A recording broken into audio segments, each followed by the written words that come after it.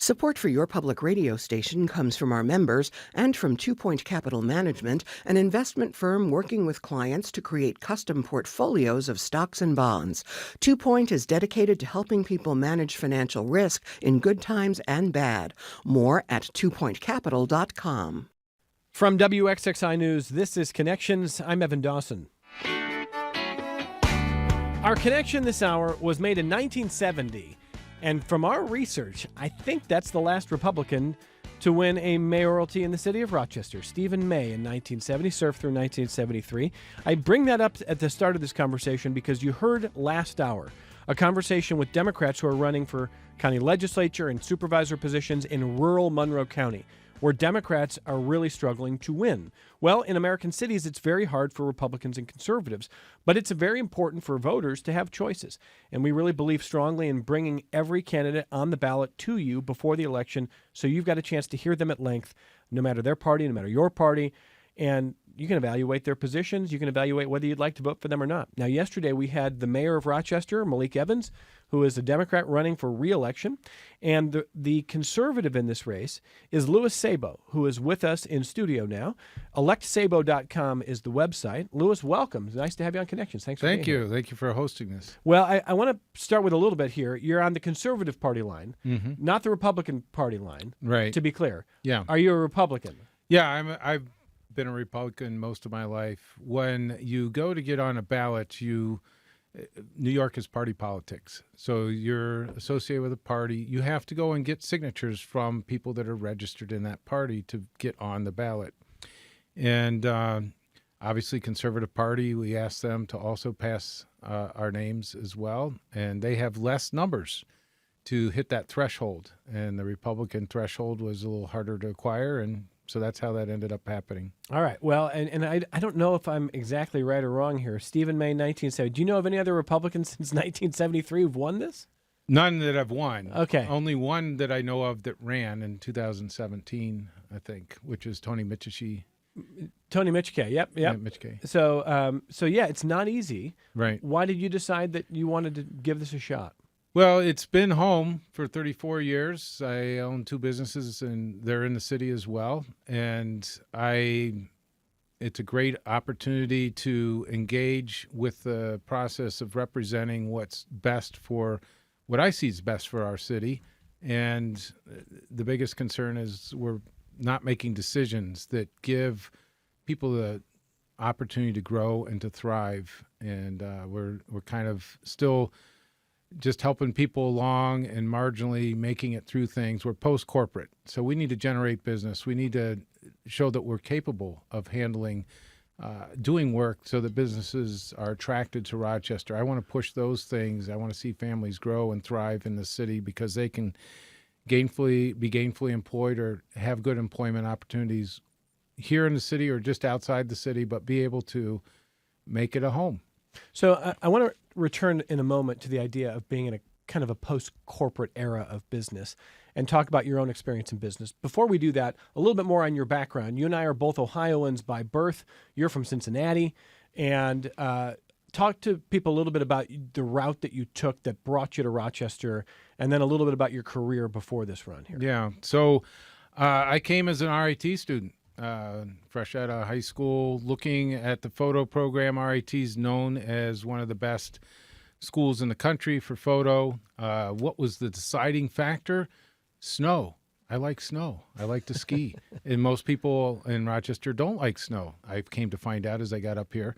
But I soon realized I'm kind of tired of the cold Rochester weather by my senior year of college, because I'd leave college at the end of the school year, Memorial Day weekend.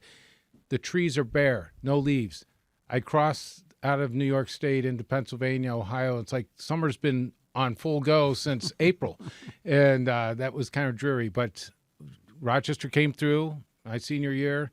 I didn't know anything about lilacs. Lilacs in Cincinnati are like one blossom here and there because most of the time they get frozen out. Rochester was in full bloom. It was an amazing city, and that started my deep appreciation for what Rochester has. And I'm an outdoors kind of guy, so the more I've engaged with Rochester and its surroundings in the city itself, we have a lot of neat natural landscapes that we can enjoy and participate in.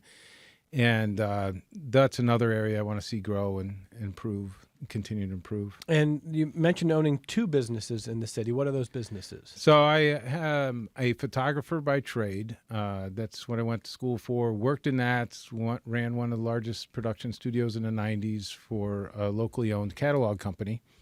And that was a good run. I was right in the center of the mix from film to digital. So Kodak, of course, was the center of all that. But I was the end point where I'm the photographer trying to get pictures done.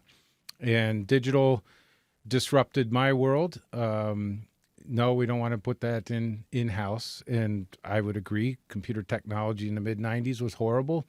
I already got enough work to do in the daytime rather than mess with tech. But they decided to keep me around for doing IT support for the Mac platform. So that engaged me into IT.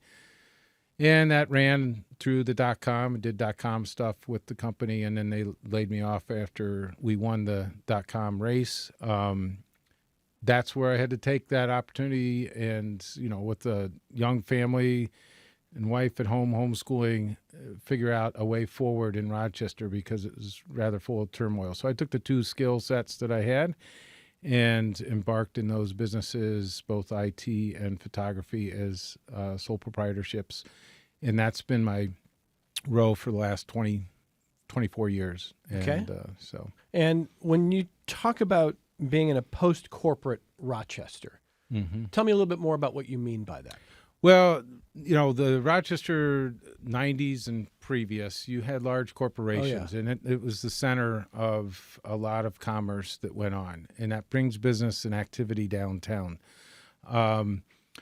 Those businesses are gone, so you don't have that big draw to bring business downtown and centered around doing activity there. So Greater Monroe County came downtown to Rochester to do business. Now Rochester doesn't have that draw anymore.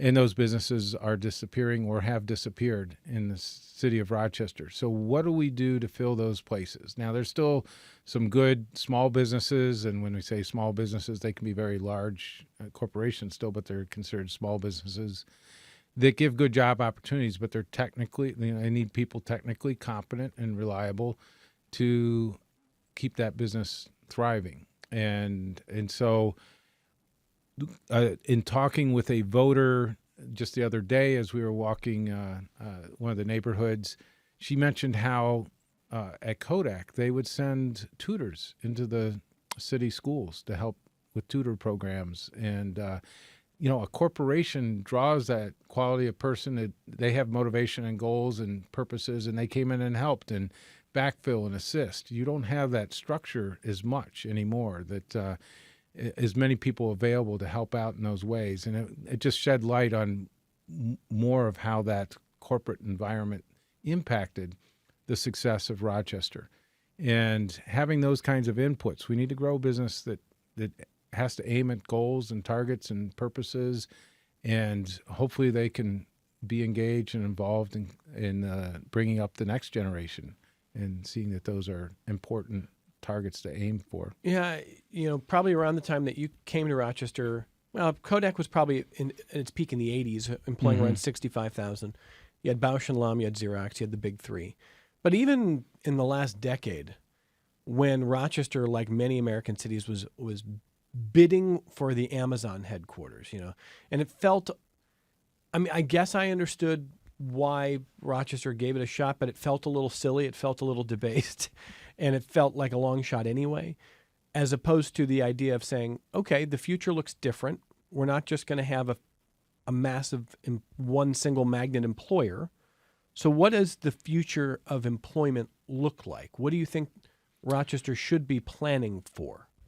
So obviously the sole proprietor entrepreneur should those are a lot of the businesses that are downtown right now, encouraging that, making it as affordable, successful for them as possible. Do we have safe streets? Do we have a good reputation that allows people to come down? I point out the other thing, again, those big companies drew people downtown. So things centered around that. Now you don't have that draw. Then if you have a bad reputation, you get even less draw because who lives in Rochester, I myself, I don't know if you do, but I do. We do not bring enough economy to thrive and make businesses grow or thrive in the city. We need to have the greater Monroe community come down, Monroe County community to come down into the city and do business. Do you go to the public market on Saturday mornings? Well, not every Saturday morning. I've been there. Yeah, I go once a month. I lead a cycling group on Saturday morning. It's Coffee Ride. We come from Pittsford and ride downtown and either go to a coffee shop downtown or go to the public market. But public market on Saturday morning, as I interface and talk with different people, there's a lot of people that are from the suburbs that come down there and sit at the shops along the edge. They bring in business to the city. They feel comfortable coming there. Red Wings, when they do a game, it's not just for folks in the city of Rochester. It's for the greater community of Rochester. And they have to rely on the greater community of Rochester coming down to those games. Sure. And they make it feel comfortable and safe and a good experience. But they come down, go to the game, get a good meal. My wife and I went this summer. It was fantastic. I grew up with the Big Red Machine, so I watched real baseball played as a kid with some amazing baseball stars. But I was actually surprisingly entertained by watching the game this summer. They stole bases, they worked at the game, and it was enjoyable. And saw fireworks at the end, headed home by 10 o'clock, and everybody leaves the city. Would they feel comfortable to go to other spaces in the city? We need to make that bubble expand. So the way they run it at Red Wings, you feel very comfortable coming in and very comfortable leaving. Do we feel comfortable going throughout the rest of the city to patronize some businesses that are open later after the game and so on? So you're implying you don't feel comfortable? I do as a man. I feel fine. All right. With a woman, with a young family, or they, feel comfortable. Hey, let's go to the High Falls and walk across the bridge. Do we want to go find a space? There's really a couple of restaurants downtown, but there's not an abundance of things that are going on. So as families, you're done by 10 o'clock anyways, and you want to leave. But is there that ability to comfortably say, I want to come downtown and do something? Or am I thinking in the back of the head, are my windows going to get smashed? Is my car going to get stolen? And these are comments that I hear back as I try and do different things in responsibilities that I have in the city. Yeah, I don't want to come down because I drive a Hyundai and it might get stolen. I was like, I don't think about that in my mind. And maybe most Rochesterians don't think about that. But outside of a city, we have a reputation, and that reputation is not going, it's not well received. So in a moment, I want to talk more about what you want to do as mayor regarding public safety. Mm-hmm. But part of what you're describing is also perception. Right. There's the perception that the suburbs or the rural areas have about what Rochester is like. Right. And I live in the city of Rochester. Mm-hmm. There are not a whole lot of places that I would feel like I can't walk the street. Mm-hmm. I am comfortable in the city. Mm-hmm. I understand there are zip codes within the city that have higher rates of crime, and in some places we should be offended that the levels of crime are what they are because those families deserve better. The people who live in those neighborhoods deserve better. Right. I'm not in the safest part of the city, but I'm not in the highest crime zip code either, right? Right. So, but what I'm asking you is the fear that you're describing warranted? Or do you think part of it is based on a misperception of what all American cities are like among people who now grow up in the suburbs and don't spend a lot of time in cities? Right. Yeah. And a city is, I think there's two different natures. People like the city and there's other people that like the country. And sure. In we started from the post-corporate. When it was corporate world, you came down and you worked in the city. So you were comfortable with it because that was where you worked. And you spent time there. Yeah. You have less of that interaction happening. So now that comfort level is maybe we'll visit on a Saturday once a month or this or that. And then if you get a reputation that isn't good, that just makes it that much more reticent to go make a trip. And plus, businesses expanded out. There's small businesses out in throughout the county. We can go to this coffee shop here, or we can run over to. I mean, we don't have any retail businesses downtown of any size, so you got to run out to the suburbs to go to Target or Walmart or something like that. So the city is no longer the center of interaction. No, I take that point. I guess what I want to know is when someone in the suburbs says to you, when someone in that Pittsford riding group who goes down to the public market, when they say, I would go to the city of Rochester on a Saturday, but I don't want to have my windows smashed. Do you tell them, most of that concern is overblown. Most of the places you would go and hang out that's not going to happen? Or do you tell them, yeah, that's happening and that's a problem? Well, they'll come and do it with me. If there's a group going, they'll go. But we do another ride on Monday nights. It starts out in the city. And how often does it have to happen? Well, last year, someone went through and smashed people's windows, their cars that were parked in the lot behind that business that was in the city. How comfortable are they going to feel about coming back down and joining us on that ride?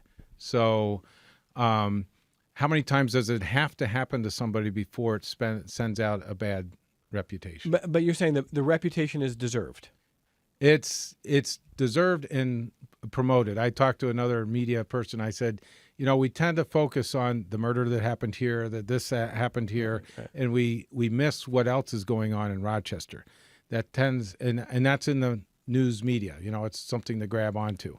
So we're going to garner it, whether we like it or not. You and I know the city of Rochester has wonderful places, and as I've campaigned, there's a lot more places that I'm finding is like, wow, this is a nice neighborhood. Even off Lyle Avenue, and you go up in some of the north sections of the city, it's like, these are some nice neighborhoods. Nicer than you expected? Yeah, nicer than from what I hear. Sure. And so it made me get out and get in these neighborhoods and walk and interact. It's like, wow, this is really nice. These are some nice people working through an additional load of challenges because crime's not abated in their areas, and it tarnishes what they have. But there's a lot of neat sections of the city of Rochester. No, I appreciate that point. And so when it comes to safety then, if you're the mayor of the city of Rochester, what has to change? What would you focus on? What I call it is menacing crime. We can't dismiss it. And the way I describe it this way is the car got stolen. We just sent the kid back home to his parents. Anybody that has a thinking brain is, the car got stolen, we didn't prosecute the person, so that guy can go out and steal my car again. Somebody was murdered. They didn't catch the murderer. We have lower murder rate, but we're not catching the murderers. So that murderer is still wandering around the streets of Rochester. So those are some things to keep in mind about how that affects reputation. The car thing and the murder thing are very different. The murder thing, I don't know that police are not trying to catch every murderer already, right? Last week there were 3 murders, and a couple of them were like, well, there were no witnesses, and they're working on it, I'm sure.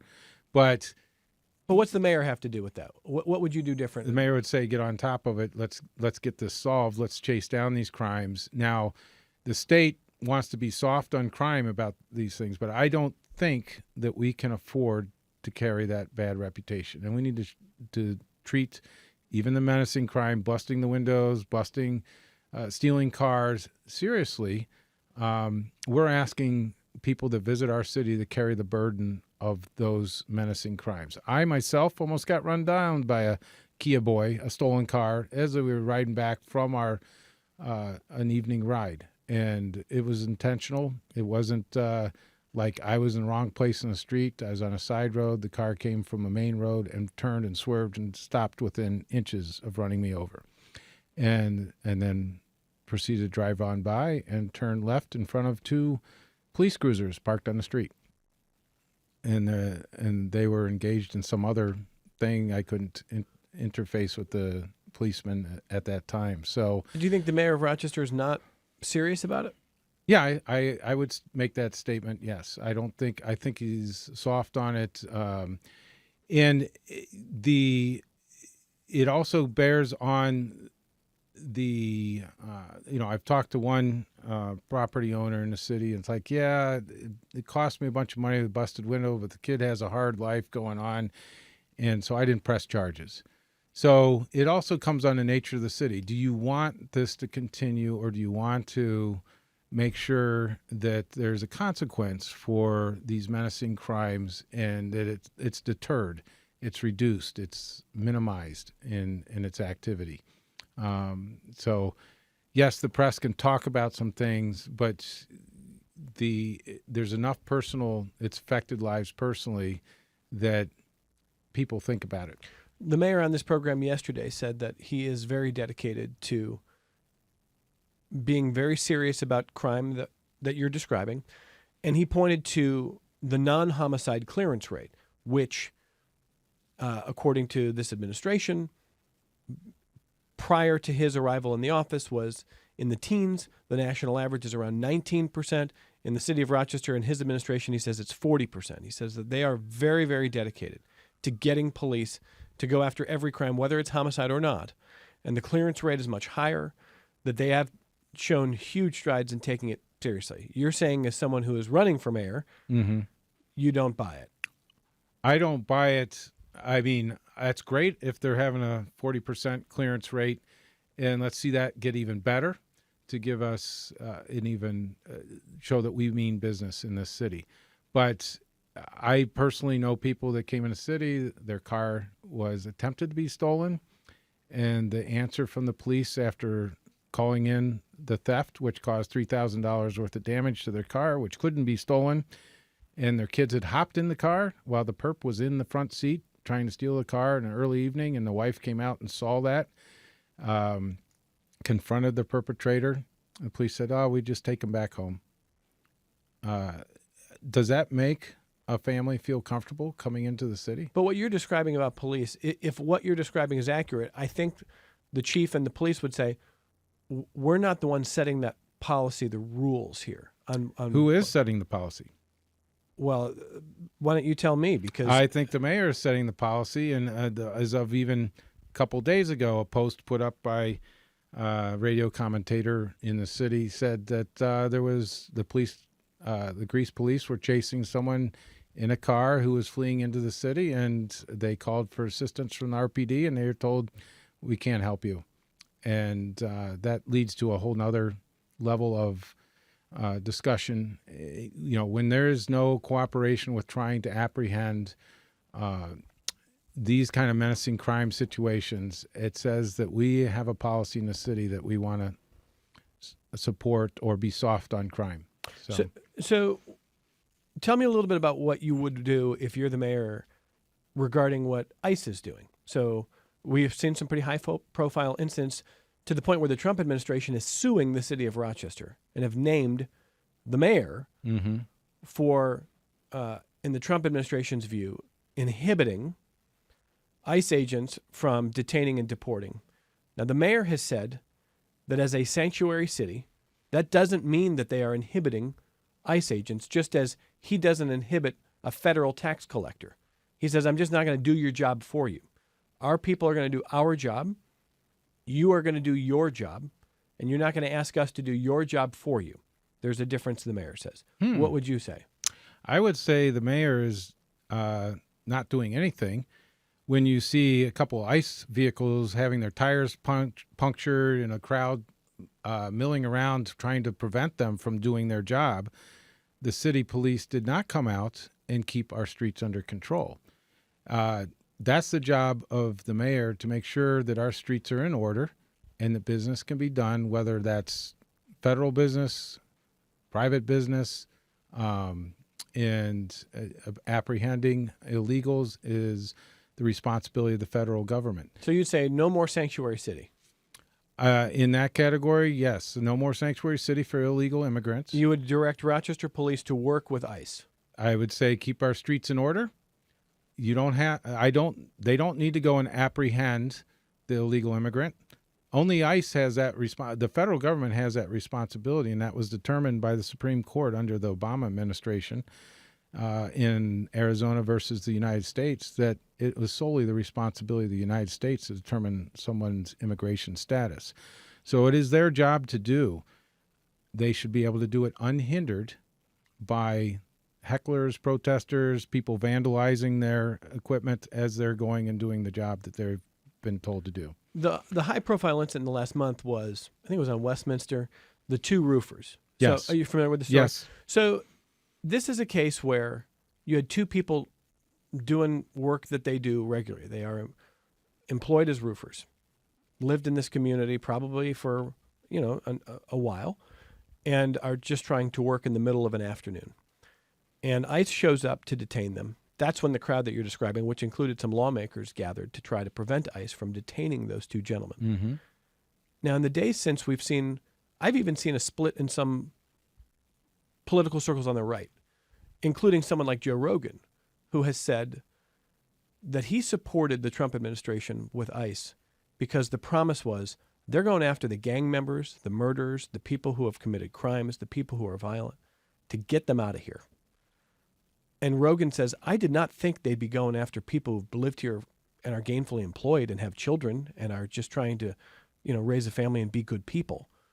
Where are you on that? I know a lot of immigrants who've done it the right way. They applied for immigration. They got accepted. They went through the steps, and they have families, and they've worked hard raising and supporting their family. They're all legally here.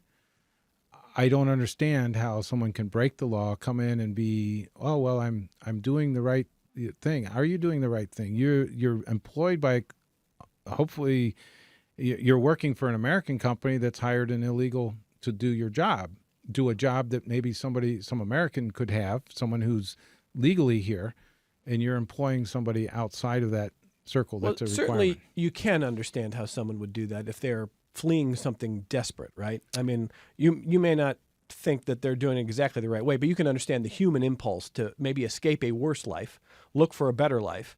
And then the question becomes, if they've been doing it for 10 years and they're just working on the roof and they're, trying to be a law-abiding person and they're contributing to communities and maybe they're waiting tables or they're helping people's families, that to you rises to the same level as someone who is a gang member or criminal because they've come across the southern border the same way. You're saying the way they entered the country is where the deal breaker is for you. Yeah, I think it's a deal breaker for the people who've done it the legitimate way. For the law-abiding American, it's a deal breaker who have, done the right thing, paid their taxes, supported their community in the ways they can, volunteering or giving, and then to be told that you're bad for thinking that it's wrong. You're wrong in thinking that someone who illegally entered the country. Some of us have had the opportunity to travel out of our country. I've gone to Mexico on a little vacation trip with my wife. I had to pay it was $175 or $250 in visa taxes to go to that country. Yeah, and I had to have a legitimate ID to enter that country, and then also to return into my country. I've gone to other countries throughout this world, and I have to prove that I have income to cover my time there when I go visit that country. I have to write a letter to get permission to enter that country. We all have to legally, and there's no other country in this world that lets you just walk across the border and go in and work or do business. Even Canada, you can't go across the border and do business in Canada. You have to have their permission to do that. So there's a disconnect in my mind with this attitude that it's okay. They're working a job and they're providing for their family. A lot of them come over and work. The migrant situation, which I think is legitimate, come over and work the farms or whatever. They go back home, to Mexico after the picking seasons are done. They know it's a good job opportunity, and we have allowed that to go on, and that's part of our legitimate way of doing business. But they go back home and they've been sending their money back home.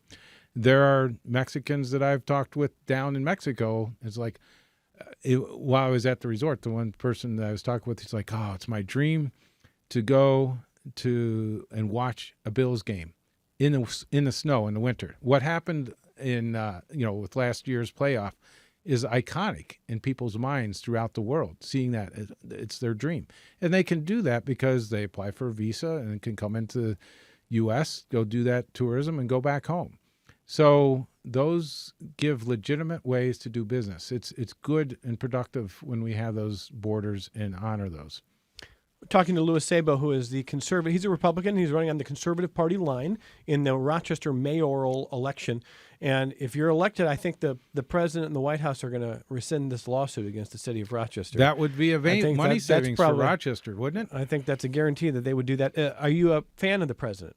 I am. I am a fan of the president in that he campaigned on what he's going to do, and he pursues what he's going to do. There's not a bait and switch kind of scenario that has gone on with other leadership or presidents in the past. And, we may not all agree with everything that Donald Trump, his demeanor or things like that, but do we agree on the policies and pursuits that he is doing in the office as president to better our nation and give America the best place in doing business throughout the world, or even just in our decisions and how we do policy making within our own country? He ran on tariffs. He did, and and the tariffs are there. You're a small business owner. You support the tariffs?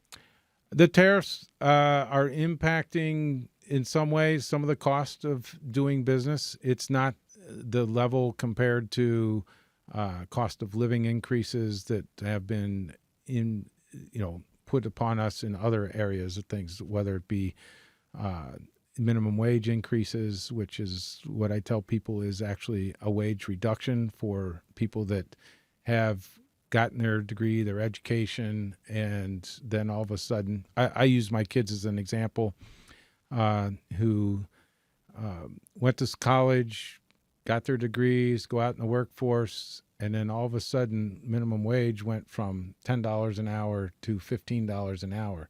Their wage did not increase. So then their cost of acquiring what they need, the daily living costs, have just gone up. So those kind of fiat decisions of, we've decided you need to be paid more, rather than actual market economy forcing those wage increases. So you're against the minimum wage? The minimum wage jumps being paired to just government policy. We're going to make you pay more. You want the market to decide. Yeah, I want the market to decide. And as an example, that was to help get towards a living wage. Well, that went into effect a couple years ago, the jump to 15. And now we're being told that $30 an hour is a living wage, and we should be aiming for that minimum.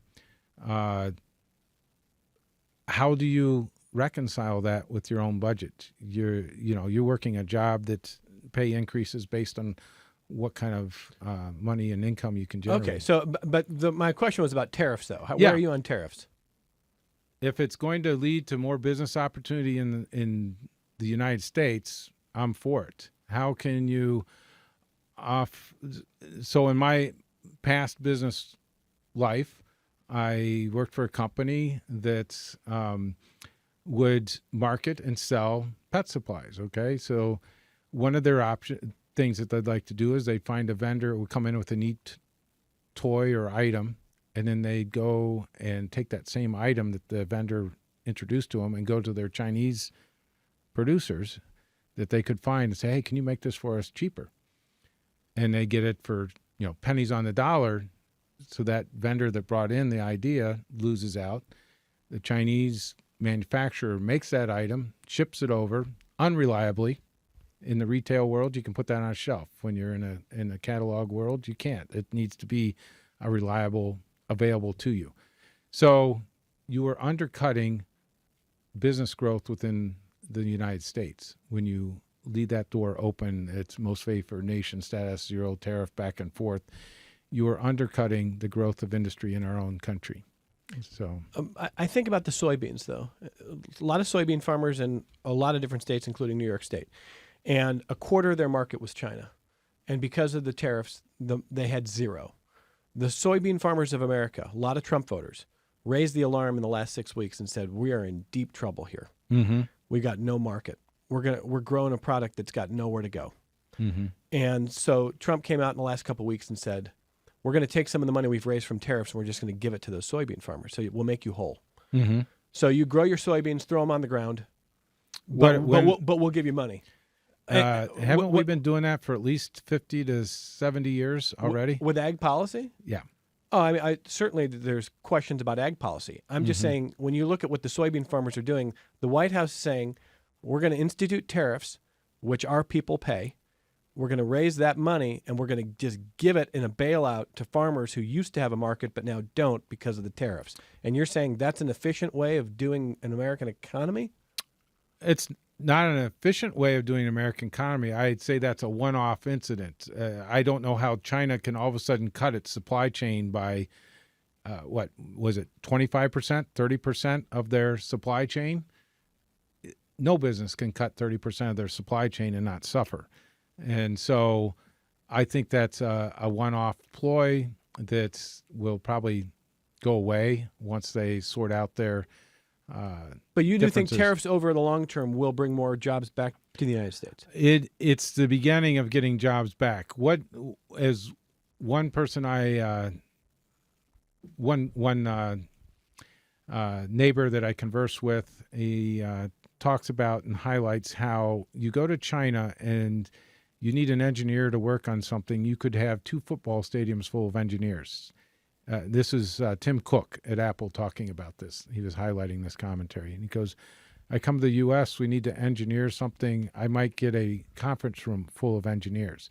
We have undercut our incentive to grow homegrown engineering, the people that can solve those challenges. So we've got a big challenge in rebuilding the infrastructure or the knowledge base, the skills to support industry. And so there's a lot, it's going to be a bit of a longer payback to support that kind of industry. Louis Sabo running for Rochester mayor. ElectSabo, SABO.com is his website. And after we take our one very brief break of the hour, we'll talk more about what's on the platform. If Louis Sabo is elected, he would be the first Republican. He's running as a conservative. He's a Republican. He'd be the first Republican elected in something like 5+ decades. And he knows the uphill battle, but he wants to do it. And we're going to come back and talk more about his platform on Connections. One of the best ways to support WXXI is to become a sustaining member. You give a little bit each month, and your contribution renews automatically every year. Sustaining members provide a stable source of revenue for your favorite programs. For as little as $5 a month, you can become a sustaining member at WXXI.org. This is Connections. I'm Evan Dawson. Last hour, I asked the Democratic candidates who are running in rural areas why their party has stopped winning mostly in rural America. And it wasn't always that way. Democrats did very well in rural America up through the 1990s, and then it changed. Republicans won plenty of mayoral elections in big cities and city council spots over the years, and that has largely gone away too. So, Louis, why do you think Republicans are not winning in American cities anymore? I think they've shunned the city. There's big opportunities out in the suburbs. They built their world out there, and there's a lot of like mindset, motivated, employed pursuits that they can enjoy. They built their world out there. They've moved out, and there is not a resonating community within the city that would say, oh yeah, I agree with your principles or policies, accountability, you earn your way, mindset of got to work hard, and in the variations of that work hard, you build, you invest in what you want. The people in the cities you're saying don't have this mindset? They don't agree with that mindset necessarily. I would say that there are people in the city that do work hard and they build their efforts and put it into things. But if it's abused or if it's not safe or your property gets stolen and compromised, how many times are you going to put up with that before you say, you know what, there's greener pastures elsewhere, out in the suburbs, or there's connections, or my, friends have moved out there and they found excellent, they enjoy the company out there, and you start doing business out that way. We already talked about, in order to go to a major retailer, you have to leave the city. How often are you going to have to get in your car to leave the city to go do stuff before you're going to say, you know what, why don't I move out this way? Then I don't have to transport as much or as far to go get something done. Now, Instacarting, Ubering, some other things that allow you to order stuff from faraway places and have it delivered into your home at the city may alleviate a bit of that distance. But as a measure back when Wegmans was wanting to expand at the end of East Avenue and said, no, we're not going to let you expand, that would be the last grocery retailer that would have been on the east side of the city of Rochester. And that is more of an affluent side of the community. How long would they make trips out to Wegmans in Pittsford before they say, you know what, I'm getting tired of having to leave the city to go do something. I'm just going to move out here. So it's a natural progression, you think? Yeah, I think those are some things. Have Republicans made any mistakes in American cities that have hindered their ability to win elections? That's a long-winded conversation. I think the biggest difference is, do we push for welfare and hand out assistance structure a lot as a Republican platform? Is that a high priority item, or is that something that we put at the top of the list? We want to make sure you get all the handouts you need as much. We want to see, we've been more inclined towards supporting business and having business succeed. So I think that's the biggest dichotomy that I've seen from Republican versus Democrat. It sounds like you think people in cities it's kind of a big handout culture, and that Republicans don't like that and they move away from that. I am saying that the policy making and the policy pursuit, the candidate that will get elected is the one that says, I'm going to get you more handouts. What's going on right now with the shutdown? The Democrats want $1.5 trillion added back in, or not back in. I don't know where they're getting it from. It was a democratically elected or voted in budget last December that Joe Biden signed, and yet they're wanting to add in a whole bunch more money to give. You don't know what the shutdown, it's about the healthcare claims, the concerns about closing rural hospitals, things like that. Closing rural hospitals. This is a budget that was voted on in an operation since December of last year. How did it all of a sudden become a big issue when that budget supposedly encapsulated all those items of supporting our economy in the way that Congress voted on? You're not running for Congress. We're getting too far afield. Yeah, I know. We're getting off the mark. Let's come back to the city. Yeah. Let's come back to the city. I want to talk to you about a couple of things that are I think, central to your life and to your platform. One is, you mentioned on this program that you've homeschooled your children. Right. Instead of sending them to public schools. Right. Why did you do that? We, at the time when our kids were young. By the way, I'm not asking as that is an allegation or condemning. Yeah. I want to make that clear to everybody. Yeah. The rate of homeschooling kids has gone up in this country. Right. I understand. So, but go ahead. Give some. We saw that we had the opportunity to raise and teach our kids, and homeschooling gives that a wonderful opportunity to be focused on the education that they need and what's best. We thought for our kids to sure. gain. Was and it learn out of from. concern though with the quality of public schools? Yeah, quality of public schools. Okay. Rochester, it wasn't a low ranked schooling in 1996 when we endeavored on this excursion, but it was headed down that way. They were making decisions, their priorities in the Rochester City School District, which is going to be where our kids would go to school. Decided that they wanted to pursue things that we didn't agree with in education. We said, hey, homeschooling is an opportunity. A family in the city was homeschooling, and we My wife went over and joined in with them and learned. It's like, hey, yeah, I think we can do this, and engaged with our kids and able to tailor their education to their interests and grow with that and take an eclectic approach. Engage with our library system. We did a lot of original source education, which means instead of a textbook summary of a topic, you got the original source material and you went through it and you read it and you went and studied it with your kids in a unit study structure. So those are just some examples of how you can engage and teach better. Okay. And So if you're mayor, what would you view your responsibility as regarding city schools? so I state that with like my number one priority of thriving families, making it affordable for a one-income household.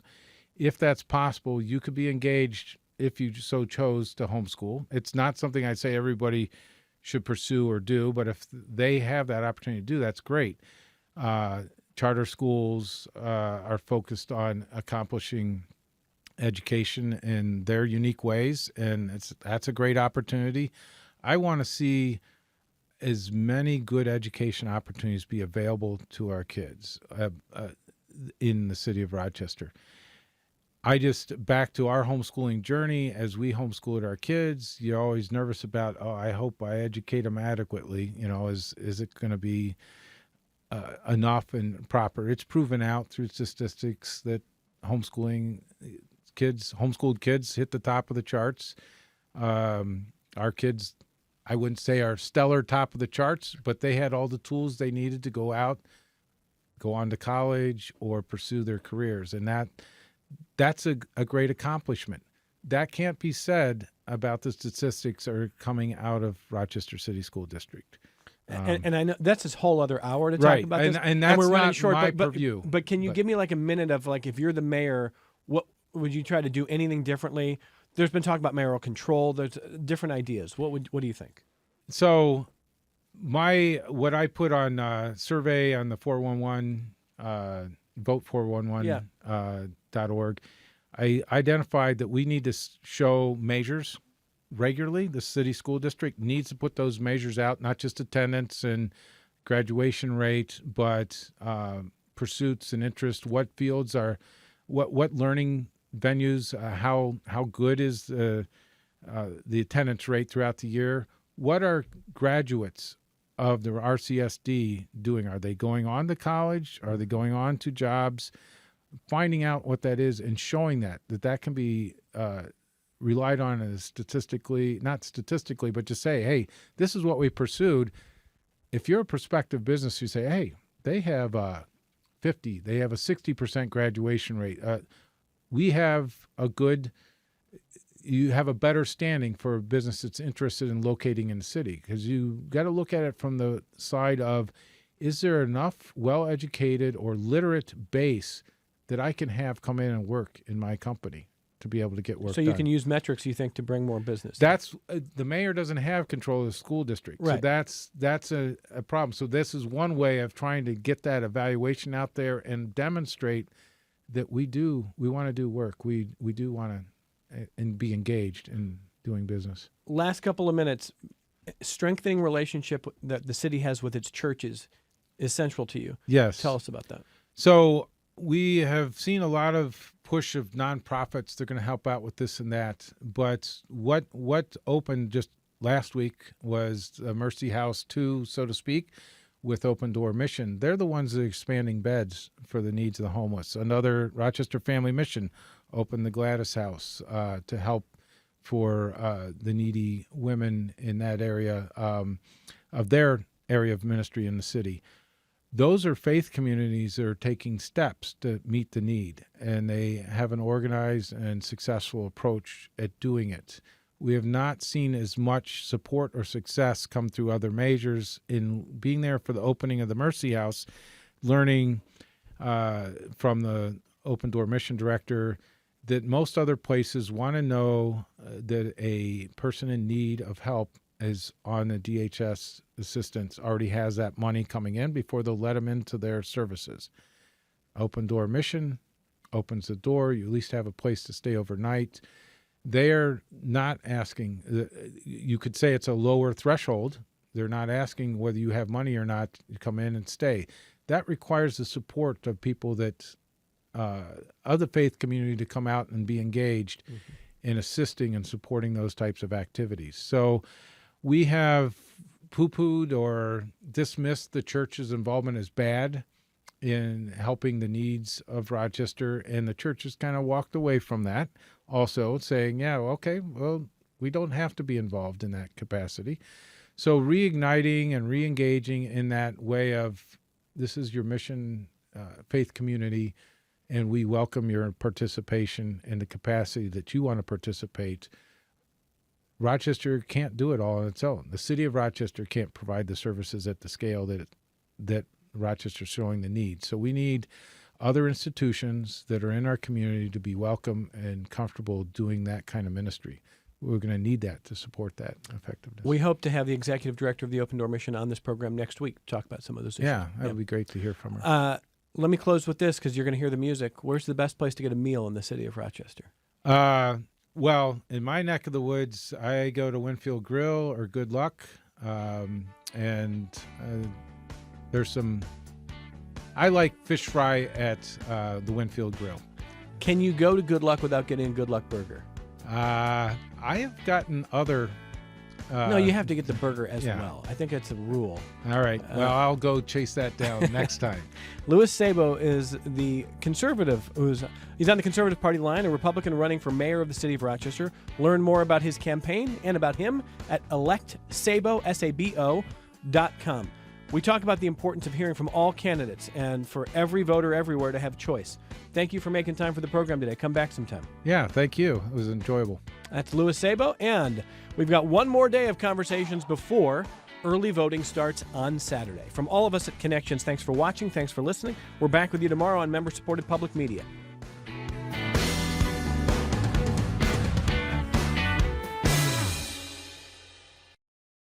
This program is a production of WXXI Public Radio. The views expressed do not necessarily represent those of this station, its staff, management, or underwriters. The broadcast is meant for the private use of our audience. Any rebroadcast or use in another medium without expressed written consent of WXXI is strictly prohibited. Connections with Evan Dawson is available as a podcast. Just click on the Connections link at WXXInews.org.